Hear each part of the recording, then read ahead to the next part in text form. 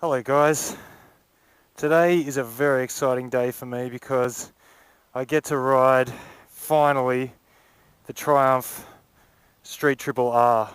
If you've seen my 660 video, you'll know that I absolutely loved the 660 when I rode it, and ever since then I've been thinking about riding this bike. So here we are, this is the full unrestricted 110 horsepower Street Triple R.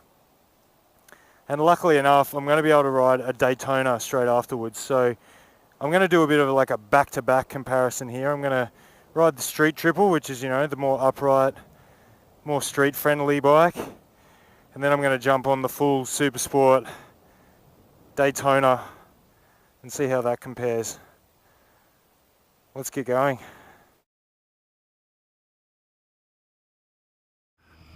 The Triumph Street Triple 660, which is a restricted version that they sell here in Australia.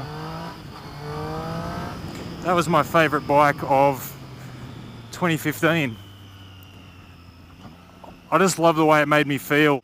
The awesome induction bark from the Triple, just the easy handling, feels light and manoeuvrable. And so here we are, the day when I finally get to ride the bike as Triumph intended, with 675 cc's and 110 horsepower. Giddy up. Feel quite fortunate as well. I've got an R model here, so it's got the higher spec suspension, slightly more aggressive steering rake, better brakes.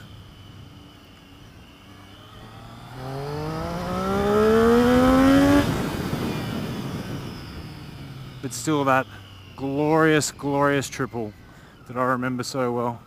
So like I was saying, I'm going to just sort of gather my thoughts on the 675 and then I'm going to go back and ride the Daytona and just try and answer the question, I guess, of, well, the Daytona is obviously going to be a bit more uncomfortable and a bit more sporty, so is that trade-off worth it? I've also recently ridden an MT-09, so the other thing I want to think about is,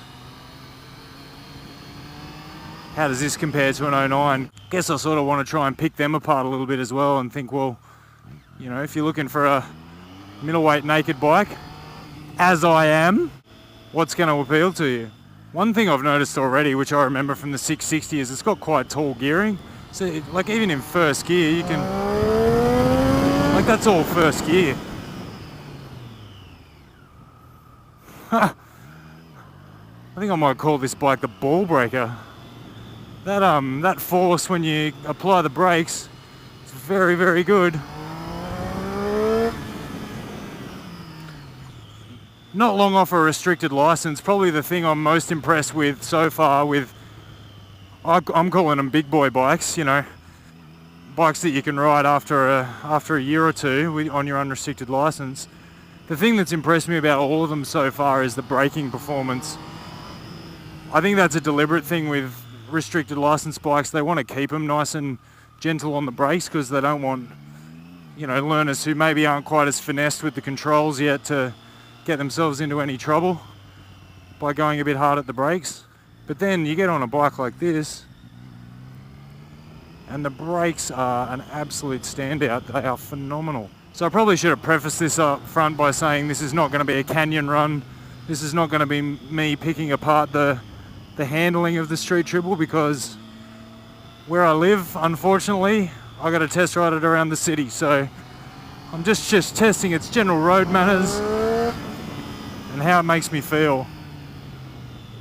And so far, it gets a bloody massive tick for both of them. The throttle application, the fueling is just so smooth. The bike doesn't have traction control, but I honestly don't think you need it. Because the throttle and the fueling is so smooth that you would have to do something totally stupid to get yourself into trouble, I think, on this thing. It's just a joy. This is what I was hoping for.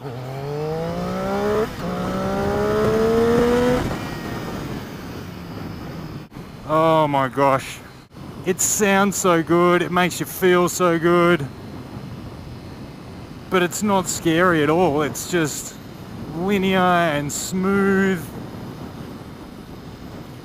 and a joy. That's the best way I can describe it. It's a real pleasure to ride. Like I was saying, I've been waiting 12 months for this opportunity and it hasn't disappointed. Okay, so just quickly, stuff that's probably going to be important for the comparison to the Daytona as well. This thing's obviously got the comfy ergos. I am 6'6", and even I fit well on this bike. I'm nicely tucked in against the tank here, but I'm sitting nice and upright. The handlebars are in a good position. Great bike for tall riders. No worries at all.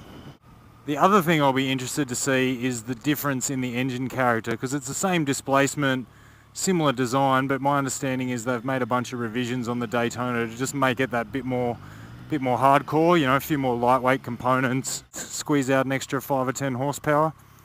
So I'll be interested to see whether you can feel that difference as well.